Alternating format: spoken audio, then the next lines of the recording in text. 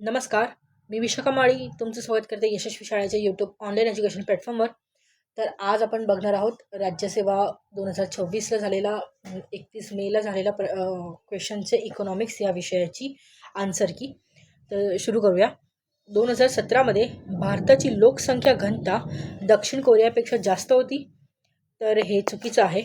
आणि 2017मध्ये भारताची लोकसंख्या ही बांगलादेशपेक्षा कमी होती, तर हे बरोबर आहे. उत्तर येत आहे 2, केवळ बी योग्य आहे. आता बघूया. महाराष्ट्रातील सार्वजनिक वितरण व्यवस्था संदर्भात पुढील विधानांना विचारात घ्या. ओके, तर आता आपण पुढील विधाने विचारात घेऊया. डिसेंबर 2025 पर्यंत राज्यात एकूण 270.48 लाख शिधापत्रिका धारक होते, तर हे खरं आहे. 31 ऑक्टोबर 2025 रोजी राज्यात 51,636 रास्तभाव दुकाने कार्यरत होती, हे पण खरं आहे. आणि ऑक्टोबर 2025 पर्यंत सुमारे 1.55 कोटी कुटुंबांना आधारित बायोमेट्रिक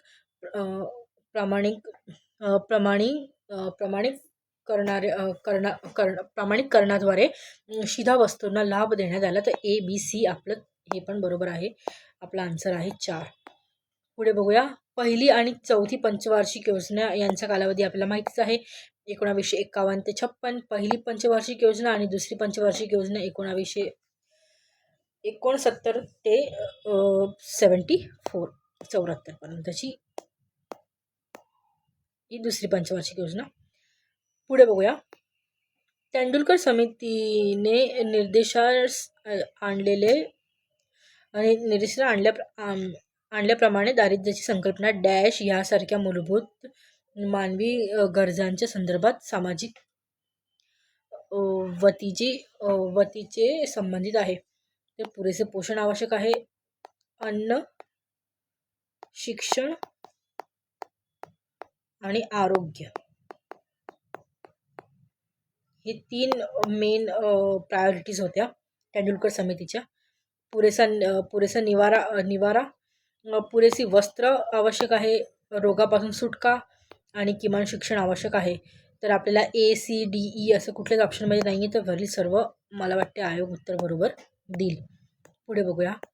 मातृत्व लाभ अधिनियम 1961 अंतर्गत बाळांतरापूर्वी आणि नंतर महिलांसाठी असलेल्या रोजगार नियमबाबत खालीलपैकी कोणती विधाने अयोग्य आहे. आपल्याला चुकीची विधाने ओळखायची आहे. तर आपण बघूया. अधिनियमानुसार बाळ जन्मानंतर 6 आठवडे ही रजा अनिवार्य आहे, तर हे खरं आहे. अधिनियमानुसार बाळांतरापूर्वी 6 आठवडे, नंतर 10 आठवडे, आपल्याला टोटल 26 वीक्स हॉलिडेज असते. म्हणजे त्या अधिनियमानुसार जे महिला असते त्यांना, तर हे 6 आणि 10 16च होत आहे. तर हे आपलं चुकीचं आहे. बी चुकीचं आहे. तर जिथे बी आहे तो ऑप्शन आपला येईल. ए तर येणार नाही आणि ए येणार नाही. तर बघूया सी. हा अधिनियम कर्मचाऱ्यांची किमान संख्या विचारात न घेता सर्व आस्थापनांना लागू आहे, तर हे पण चुकीचं आहे. आणि हा अधिनियम मातृत्व लाभ व इतर लाभ प्रदान करतो, हे बरोबर आहे. आपलं उत्तर आहे बी आणि सी हे चुकीचं आहे, अयोग्य आहे. पुढचं क्वेश्चन बघूया. भारतातील दारिद्र्य निर्मूल कार्यक्रम आणि त्यांचे प्रारंभाचे वर्ष. तर आपल्याला माहितीच आहे की एकात्मिक ग्रामीण विकास कार्यक्रम हा संपूर्ण ग्रामीण रोजगार योजना ही 2001 होती.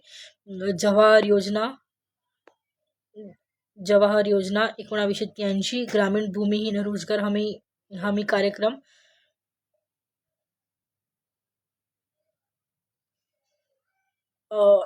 ओके, एक मिनिट.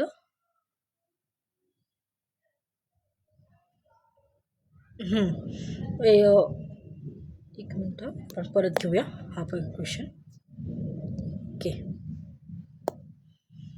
ओके, तर पहिला आहे एकात्मिक ग्रामीण विकास कार्यक्रम. तर त्याचं आहे ते कुठल्या साली त्याचं प्रारंभ वर्ष होतं 1978.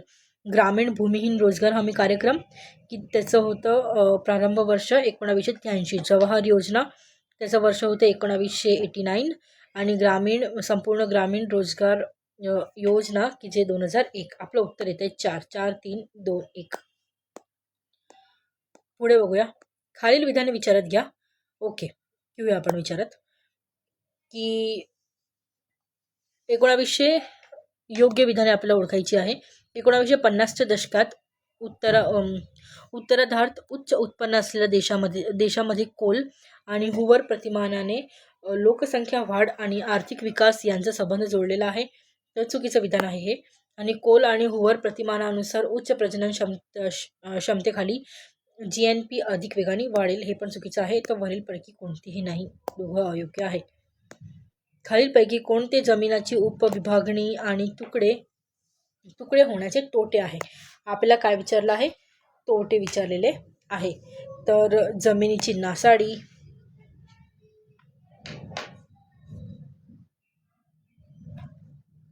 जमिनीची नासाडी, प्रचंड बेरोजगारी आणि कमी उत्पादकता, तर हे तोटे आहे. आपलं उत्तर आहे 2.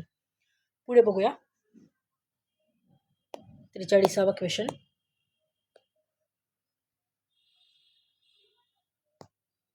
हो सॉरी, 44वा क्वेश्चन. सामाजिक सुरक्षा उपाययोजना प्रामुख्याने 2 प्रमुख प्रकारामध्ये विभागले जातात. तर खालीलपैकी कोणते पर्याय ते वर्ग सर्वाधिक अचूकपणे दर्शवतात? तर कुठले वर्ग? सामाजिक विमा आणि सामाजिक सहाय्य, ए आणि सी. आपलं उत्तर येईल 3. पुढे बघूया. राष्ट्रीय लोकसंख्या धोरण 2000च्या उद्दिष्टांच्या संदर्भात खालील विधाने विचारात घ्या. तर बघूया. मुलींना विवाहास विलंब करण्यास प्रोत्साहन द्यावे. विवाह 18 वर्षापेक्षा कमी वयात न होता तो 21 वर्षाच्या अंतरावर हवा, तर हे चुकीचं आहे. आणि 2030 पर्यंत स्थिर लोकसंख्या साध्य करणे हे दीर्घकालीन उद्दिष्ट आहे, तर हे पण चुकीचं आहे. 2045 पर्यंत आपलं उद्दिष्ट आहे, तर दोन्हीही चुकीचे आहे. आपलं उत्तर येत आहे 3. पुढे बघूया. राष्ट्रीय अन्न सुरक्षा कायदा 2013 संबंधी खालीलपैकी कोणती विधाने बरोबर आहे? याच्यामध्ये आपल्याला बरोबर विधाने ओळखायची आहे. तर बघूया. महिला सक्षमीकरण हे अन्न सुरक्षा कायद्याचे 2013चे वैशिष्ट्य आहे, खरं आहे. आणि राज्य अन्न आयोगास 2013च्या ह्या कायद्याचे निरीक्षण, पुनर्वलोकन आणि अंमलबजावणी करण्याचे अधिकार आहेत, तर हे पण खरं आहे. तर आपलं उत्तर येत आहे ए आणि बी दोन्ही बरोबर आहे. स्वैच्छिक क्षेत्रातील राष्ट्रीय धोरण 2007 अनुसार स्वैच्छिक संस्थान वैशिष्ट्याबाबत खालीलपैकीचे विधाने विचारात घ्या. तर आपण विचारात घेऊया. बरोबर विधाने आपल्याला याच्यामध्ये ओळखायची आहे. तर बघूया. ह्या संस्था खाजगी स्वरूपाच्या असून सरकारपासून स्वतंत्र असतात, खरं आहे. या संस्थांचे निर्माण केलेला नफा त्याच मालकाच्या किंवा संचालकापर्यंत केला जात नाही, हे पण खरं आहे. आणि या संस्था स्वशासित असतात आणि त्याचे निरंतर सरकारद्वारे केले जाते, हे चुकीचं आहे. आणि ह्या संस्था विशिष्ट ध्येय आणि उद्दिष्टे असलेल्या नोंदणीकृत संस्था किंवा अनौपचारिक गट असू शकतात, ते हे पण बरोबर आहे. आपलं उत्तर येतं ए, बी आणि डी. पुढे बघूया. पुढचा क्वेश्चन.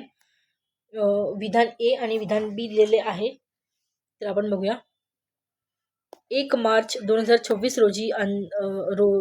रोजीच्या अंदाजानुसार महाराष्ट्रातील एकूण प्रक्षेपित लोकसंख्या सुमारे 12.93 कोटी आहे, खरं आहे. आणि त्याच कालावधीत महाराष्ट्रातील नागरी लोकसंख्या ही ग्रामीण लोकसंख्यापेक्षा अधिक होत आहे, तर हे चुकीचं आहे. आपल्या नागरी लोकसंख्यापेक्षा ग्रामीण लोकसंख्या अधिक नाही आहे, तर उत्तर येते आपलं 1. पुढे बघूया. खालील विधाने विचारात घ्या. ओके, आपण विचारात घेऊया. तर बघूया आपण. एकूण भांडवली साठ्यामध्ये डेव्हिड पियर्स आणि जेरेमी वॉरफॉर्ड यांनी मानवनिर्मित भौतिक भांडवल, मानवी भांडवल आणि पर्यावरणीय भांडवल याचा समावेश केला आहे, तर हे खरं आहे. आणि डेव्हिड पियर्स आणि जेरेमी फ्रॉड यांच्यामध्ये शाश्वत विकासाचा अर्थ असा आहे की विकास प्रक्रियेत मानवनिर्मित भौतिक भांडवल, मानवी भांडवल आणि पर्यावरण भांडवल कमी होते. तर हे चुकीचं आहे. आपलं उत्तर येते केवळ एक ए बरोबर. पुढचा प्रश्न बघूया आता. तेंडुलकर समितीच्या अंदाजानुसार 2004-5 मध्ये %, ग्रामीण लोकसंख्या. तर आपल्याला माहितीच आहे तेंडुलकर समितीनुसार 41.8% ग्रामीण लोकसंख्या आणि 25.7% ही शहरी लोकसंख्या जी दारिद्र्य रेषेखाली होती. आपलं उत्तर येतं 1. तर आपण इकॉनॉमिक्स या विषयाचे क्वेश्चन कव्हर केलेले आहेत आणि याच्या नेक्स्ट व्हिडिओमध्ये आपण करंट अफेअर्स या विषयाचे आन्सर की बघून घेऊया एक वेळा. आणि तुम्हाला व्हिडिओ आवडला असेल तर व्हिडिओ लाईक करा. चॅनलवर नवीन असाल तर चॅनल सबस्क्राईब करा आणि इंस्टाग्रामला पण फॉलो करा. लिंक तुम्हाला मी ह्या व्हिडिओच्या डिस्क्रिप्शनमध्ये देते. थँक्यू.